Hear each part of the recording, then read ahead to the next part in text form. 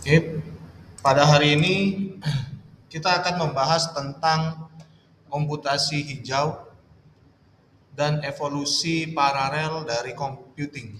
Ya, nah, coba kalau kita pikirkan sebentar, ya saat ini semua aktivitas kita ini menggunakan teknologi, ya seperti laptop, smartphone, gitu ya, internet, banyak sekali aplikasi-aplikasi digital yang sudah terinstal di perangkat kita.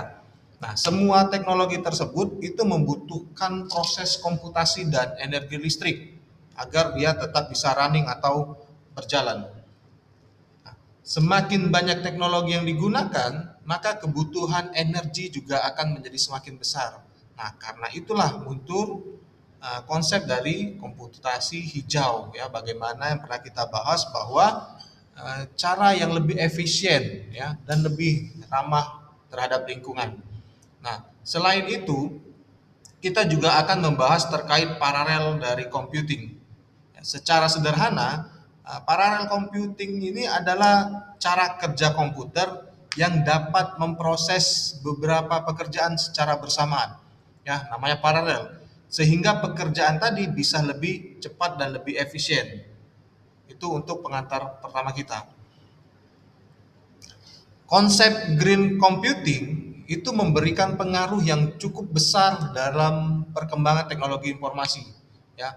Nah, parallel computing sendiri itu mencakup beberapa bentuk penerapan, gitu ya. Yang pertama itu ada yang namanya cluster computing dan grid computing. Nah, parallel computing itu sudah banyak digunakan dalam berbagai sistem komputasi saat ini, gitu ya. Nah, karena teknologi ini sebenarnya mampu menjalankan satu atau beberapa tugas secara bersamaan. Ya, dengan cara tersebut sebenarnya pekerjaan komputasi tadi itu akan lebih cepat. Kemudian, serial dari computing itu dia merupakan sebuah metode komputasi di mana proses itu akan dijalankan secara berurutan satu persatu. Nah, pembahasan terkait serial computing ini dianggap sangat penting dari sisi paralel computingnya. Kenapa? Karena konsep ini merupakan dasar dari paralel computing itu sendiri, gitu ya. Dengan memahami cara kerja dari serial computing itu terlebih dahulu. Ya, jadi kita akan lebih mudah untuk memahami bagaimana paralel computing ini berkembang dan bagaimanakah proses komputasi dapat dijalankan secara paralel. Sebelum munculnya paralel computing, ya, sebenarnya dunia komputer ini terlebih dahulu mengenal yang namanya konsep serial computing, gitu ya. Jadi di dalam serial computing ini bentuk komputasinya yang paling sederhana itu ialah eh, dia seakan-akan lebih primitif, gitu ya. Nah, tetapi dalam proses komputasinya, serial computing ini dia memiliki beberapa karakteristik utama. Yang pertama, proses eksekusi itu hanya dilakukan oleh satu prosesor. Artinya apa? Semua pekerjaan komputasi itu dikerjakan oleh satu unit pemroses saja. Karena hanya menggunakan satu prosesor tadi, ya, maka proses pengerjaan tugas itu dilakukan secara berurutan karena satu persatu. Nah, ini biasanya akan memiliki keterbatasan. Misalnya gitu ya. Misalkan waktu pemrosesan jadi lebih lama karena dia harus berurutan. Kemudian juga biayanya bisa lebih besar. Kemudian juga penggunaan dari sumber dayanya yang bisa kita katakan kurang efisien gitu ya. Itu untuk yang pertama karakteristiknya. Yang kedua, ketika sebuah tugas gitu ya, sebuah tugas atau job itu diberikan kepada komputer, tugas tersebut itu akan dipecah terlebih dahulu menjadi beberapa instruksi yang lebih kecil. Nah, instruksi yang sudah kita perkecil tadi itu kemudian akan dijalankan secara berurutan juga oleh prosesor. Nah, biasanya gitu ya, tugas atau tersebut dari sebuah permasalahan yang ingin diselesaikan gitu ya, atau dari input yang diberikan oleh penggunanya. Jadi dengan konsep serial computing ini kita dapat melihat bagaimanakah sebuah proses komputasi itu pada awalnya akan dilakukan sebelum akhirnya dikembangkan menjadi sebuah paralel computing. Nah, ketiga karakteristiknya, dalam satu waktu hanya satu tugas yang dapat diproses oleh komputer. Artinya, komputer akan menyelesaikan satu pekerjaan terlebih dahulu sebelum beralih ke pekerjaan berikutnya. Ya. Kemudian karakteristik yang keempat, proses pengerjaan tugas itu dilakukan secara sekuensial, berurutan. Ya, jadi setiapnya tadi satu persatu sesuai dengan antrian. Ya, jika banyak pekerjaan yang harus diproses, ya mau tidak mau harus menunggu giliran ya untuk diproses oleh CPU, gitu ya. Ya, jadi kalau teman-teman lihat gambar yang ada di slide, itu terlihat bahwa sebuah problem akan dipecah menjadi beberapa instruksi kecil. Gitu. Kalau kita lihat ada problem besar itu diperkecil, kemudian diproses satu persatu oleh CPU sehingga sampai seluruh tugas tersebut diselesaikan. Itu untuk yang serial computing. Nah, kemudian ada istilahnya parallel computing. Nah, parallel computing ialah konsep komputasi yang melibatkan minimal dua komputer atau lebih untuk menyelesaikan satu atau beberapa tugas secara bersamaan. Kalau yang sebelumnya itu satu dan berurutan, yang ini satu atau beberapa tugas secara bersamaan. Nah, dengan kata lain, ya, pekerjaan yang besar akan tetap dibagi menjadi beberapa bagian. Ya, lalu setiap bagian tadi itu akan dikerjakan secara bersamaan oleh beberapa prosesor. Gitu ya. Nah, sebenarnya cara ini bisa didapatkan atau diselesaikan lebih cepat dibandingkan dengan hanya satu prosesor saja. Ya, jadi sebenarnya konsep parallel computing ini dia akan melakukan proses penggabungan kemampuan beberapa komputer ya untuk bekerja dalam menyelesaikan suatu masalah. Ada beberapa ciri dan kemampuan yang dimiliki oleh parallel computing. Ya, yang pertama itu tugas atau job tadi akan dipecah menjadi beberapa instruksi yang kecil. Tujuannya apa? Ya, agar pekerjaan yang besar dapat dibagi menjadi bagian lebih kecil. Kedua, tugas tersebut akan menjadi serangkaian instruksi ya yang siap untuk diproses oleh komputer atau prosesornya. Ketiga, berbeda dengan serial computing yang hanya menggunakan satu prosesor, parallel computing itu setiap instruksi dapat ditangani oleh prosesor yang berbeda. Artinya apa? Beberapa prosesor itu dapat bekerja secara bersamaan ya untuk menyelesaikan bagian-bagian tugas tersebut. Nah, jadi kalau kita lihat pada gambar itu terlihat bahwa sebuah problem gitu atau permasalahan itu dibagi menjadi beberapa bagian, kemudian setiap bagian itu diproses oleh CPU yang berbeda secara paralel. Ya, jadi dia bisa diselesaikan lebih cepat dan lebih efisien ya dengan proses berjalan dalam waktu yang bersamaan, bukan secara berurutan seperti serial computing. Ya, ini paralel. Nah, kemudian karakter yang keempat, gitu ya, dia parallel computing ini terdapat mekanisme kontrol dan koordinasi. Nah, kenapa seperti itu? Karena hal ini sebenarnya sangat diperlukan agar semua instruksi tadi dikerjakan oleh beberapa prosesor tetap terorganisir, gitu ya, dan tidak saling tabrakan. Ya, itu yang keempat. Yang kelima, dengan adanya pembagian tugas ke beberapa prosesor, maka penyelesaian pekerjaan atau job tersebut itu dapat dilakukan dengan lebih baik dan lebih cepat dibandingkan dengan yang serial computing. Keenam, ya tidak harus menggunakan komputer yang khusus. Ya. Dalam banyak kasus sebenarnya sistem ini dapat menggunakan komputer biasa, gitu ya. Tetapi dilengkapi dengan proses paralel, ya atau prosesor ganda atau multicore.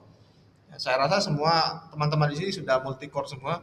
Nah, jika kita lihat pada gambar juga, ya, terlihat beberapa core prosesor yang saling terhubung. Ya, ada beberapa core yang terhubung dan berkomunikasi ya melalui memori. Nah, kemudian komunikasi ini akan bertukar data, gitu ya, bekerja sama gitu ya, terhadap tugas yang telah diberikan sebelumnya. Di dalam jaringan komputer, sebenarnya parallel computing ini bekerja dengan memanfaatkan beberapa komputer yang saling terhubung. Ya, jadi kalau kita lihat pada gambar yang ada, ya terlihat sebenarnya node, gitu ya, node yang saling terhubung melalui jaringannya, ya, network, gitu ya. Jadi setiap node itu, ya, dia memiliki memori dan beberapa core prosesor, ya. Lalu semua tadi bekerja sama untuk sama menyelesaikan sebuah pekerjaan atau job, yaitu untuk yang node tadi ya. Jadi node ini ialah kumpulan beberapa komputer ya. Jadi setiap node ini pada dasarnya adalah satu komputer yang memiliki memori sendiri untuk memproses datanya.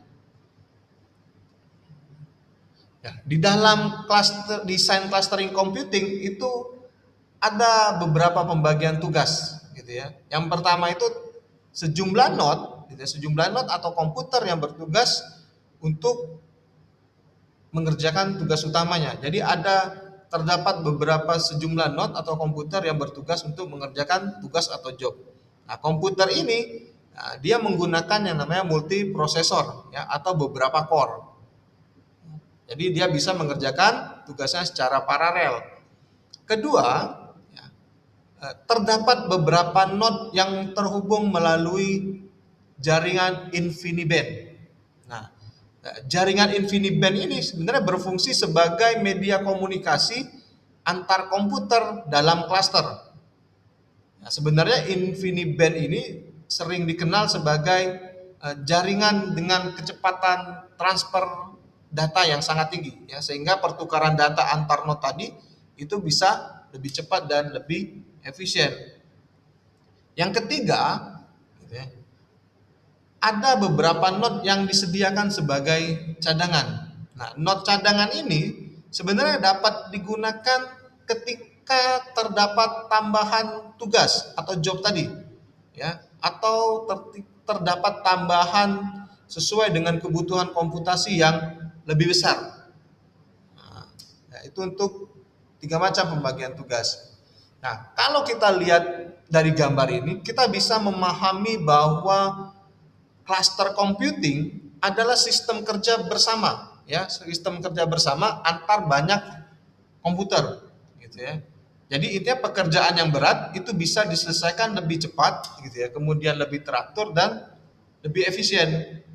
Nah, pada gambar ini sebenarnya teman-teman bisa lihat susunan fisik dari sebuah klaster komputer. Ya, jadi ada contoh bagaimana parallel computing ini diterapkan dalam bentuk kumpulan banyak komputer yang bekerja sama. Ya. Tapi sebenarnya setiap warna dan setiap bagian itu punya fungsi yang berbeda. Ya, justru dari pembagian inilah kita bisa memahami bagaimana sebenarnya cluster computing ini itu bekerja.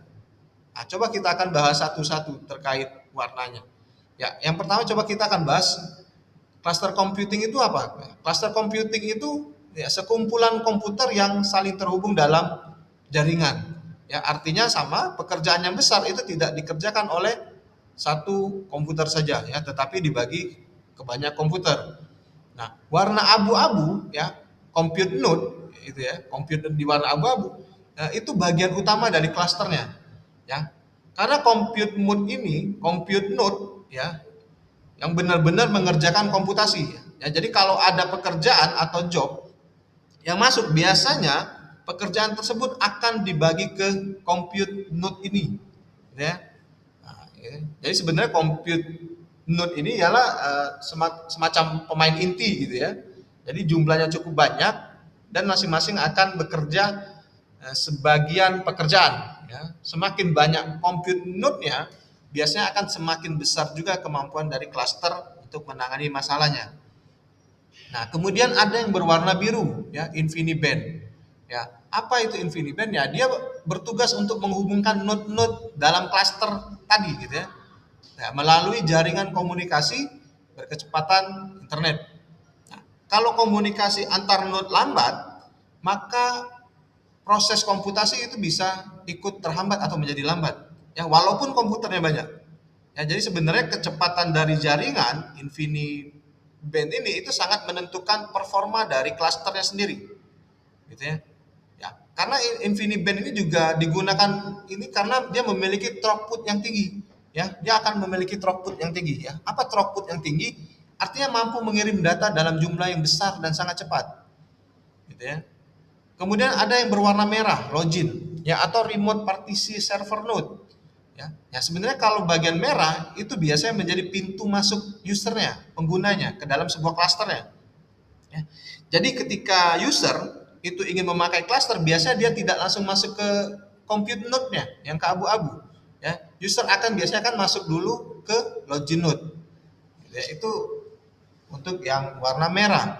Ya, jadi sebenarnya login node ini bisa dianggap sebagai gerbang utama gitu ya, atau ruangan untuk penerima kalau ada yang mau masuk ya, sebelum tugas itu nanti dibagi ke node-node komputasinya. Ya, kalau ditanya kenapa user tidak langsung memakai compute node gitu ya.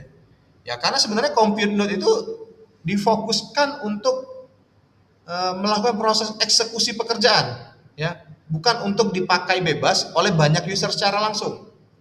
Gitu ya. Jadi perlu masuk ke login dulu baru ke compute node gitu ya. Nah, kemudian ada yang bagian gateway node yang berwarna hijau. Nah, dia sama berfungsi sebagai penghubung juga antara cluster dengan jaringan luar. Nah, itu bedanya, ya. Jadi kalau login node tadi itu lebih ke pintu masuknya, ya gateway ini jembatan komunikasinya ya dengan lingkungan luar. Jadi ingat kalau gateway node itu komunikasinya dengan lingkungan luar. Nah, bagaimanakah alur kerjanya? Ya, alur kerjanya pertama sekali kalau kita lihat dari penjelasannya, user itu akan masuk ke sistem melalui login node, ya. Kemudian ya dari sisi user itu sudah menyiapkan pekerjaannya atau jobnya. Nah, job itu kemudian dikirimlah ke sistem cluster, ya, dikirim ke sistem cluster, kemudian dibagi ke compute node. Nah, setiap compute node itu akan mengerjakan sebagian dari pekerjaan yang sudah dibagi-bagi tadi. Keempat, setelah ke compute node itu tugasnya dari InfiniBand switch, nah, gitu ya, untuk bertukar data. Setelah itu yang kelima, dari hasil dari tiap node tadi kemudian digabungkan kembali menjadi satu hasil akhir gitu. Nah, kalau kita lihat juga kenapa compute node ini jumlahnya paling banyak gitu ya. Kalau kita lihat kan bagian abu-abu ini jumlahnya lebih banyak dibandingkan warna lain ya.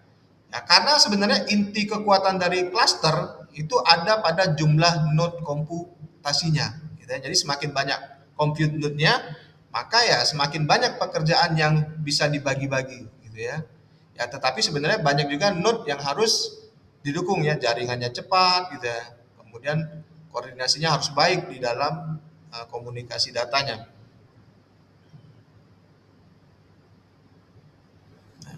Kemudian saat ini gitu ya, paralel computing ini sudah banyak digunakan dalam berbagai bidang di dunia teknologi informasi. Ya, ya, jadi beberapa perusahaan itu menggunakan atau mengembangkan sistem paralel computing kayak HP, IBM, Fujitsu dan sebagainya, banyak sekali gitu ya. Nah, sebenarnya ini menunjukkan bahwa parallel computing itu ialah bagian penting dari atau dalam perkembangan teknologi komputasi modern. Ya, ya pemanfaatannya sangat banyak tujuannya. Dia bisa mempercepat proses komputasi gitu ya. Ya, tetapi dengan penggunaan energi yang lebih efisien. Gitu ya.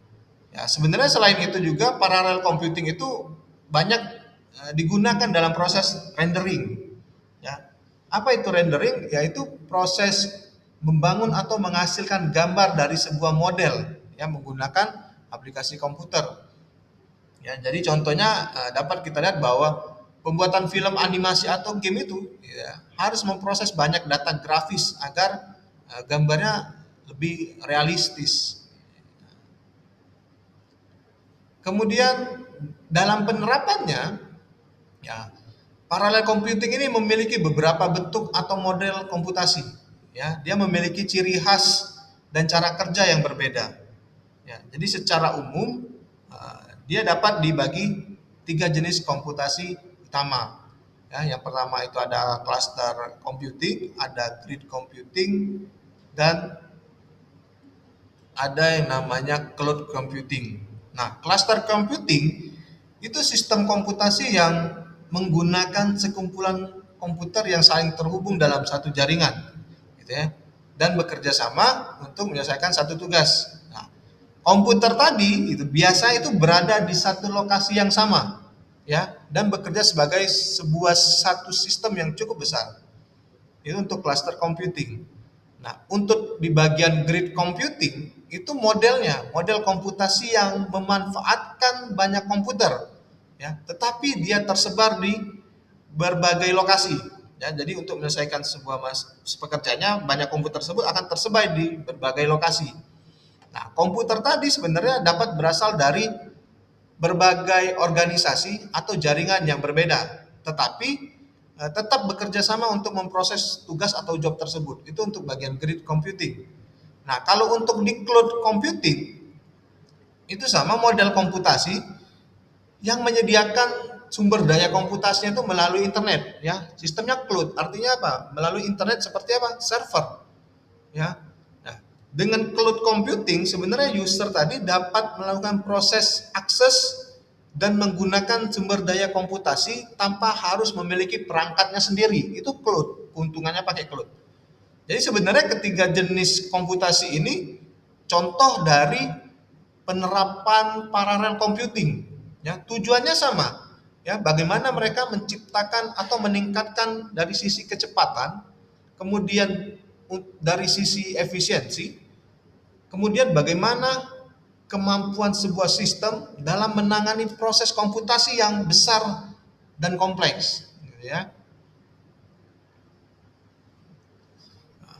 Ya, walaupun sebenarnya komputasi paralel dan komputasi grid ini tujuannya sama, ya sebenarnya mereka memiliki beberapa perbedaan, gitu ya. Yang pertama itu jenis resource-nya, ya, jenis resource yang digunakan. Nah, pada komputasi paralel, sumber daya komputer yang biasa digunakan itu bersifat homogen. Artinya apa? Spesifikasi perangkat yang digunakan itu relatif sama atau serupa. Ya, ya misalnya dalam satu klaster itu semua komputernya memiliki jenis prosesor atau memori yang hampir sama atau sama. Ya, itu untuk yang komputasi paralel. Nah, sedangkan komputasi grid itu sumber dayanya heterogen, ya, berbanding. Ya, apa heterogen? Ya, jadi berasal dari berbagai jenis komputer. Spesifikasinya bagaimana? Ya berarti artinya spesifikasinya itu berbeda-beda. Ya kalau homogen sama, baik speknya hampir sama. Kalau heterogen itu yang berbeda. Ya bahkan ya, komputer tersebut itu bisa berasal dari jaringan yang berbeda untuk yang komputasi grid.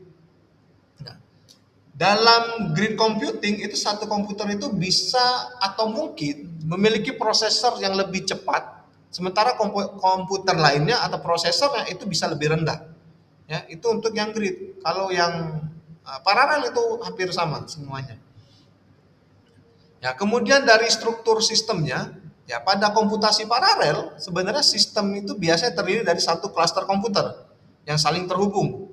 Itu untuk komputasi paralel. Ya, dalam satu itu ada satu komputer yang terhubung dan dalam satu sistem yang sama. Nah, sedangkan pada komputasi grid sebenarnya sistem itu bisa terdiri dari beberapa klaster yang saling terhubung, ya, dan bekerja sama dalam menyelesaikan tugas yang diberikan. Artinya apa?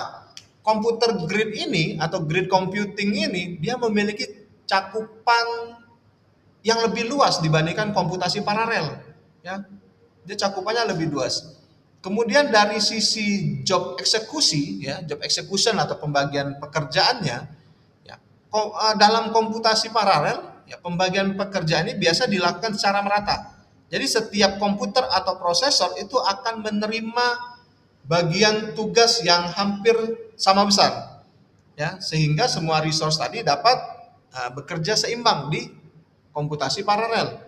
Nah, sementara dalam komputasi grid, ya, pembagian pekerjaan tadi tidak harus sama besar. Ya, kenapa? Karena kemampuan dalam komputasi grid itu kemampuan setiap komputernya itu bisa berbeda-beda, ya, seperti saya bilang sebelumnya, ya. Jadi sehingga sistem dapat menyesuaikan kalau dalam komputasi grid pembagian tugas tersebut berdasarkan kemampuan atau resource yang dimiliki dari komputasi gridnya.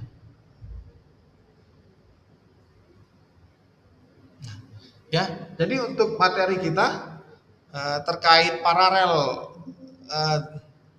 evolusi dari paralel computing saya sudahi. Jadi teman-teman jika ada yang ingin bertanyakan boleh langsung ke pribadi boleh atau ke dalam WhatsApp group. Nah, lebih dan kurangnya saya mohon maaf. Saya akhiri perkuliahan hari ini. Sampai ketemu lagi di video selanjutnya. Terima kasih.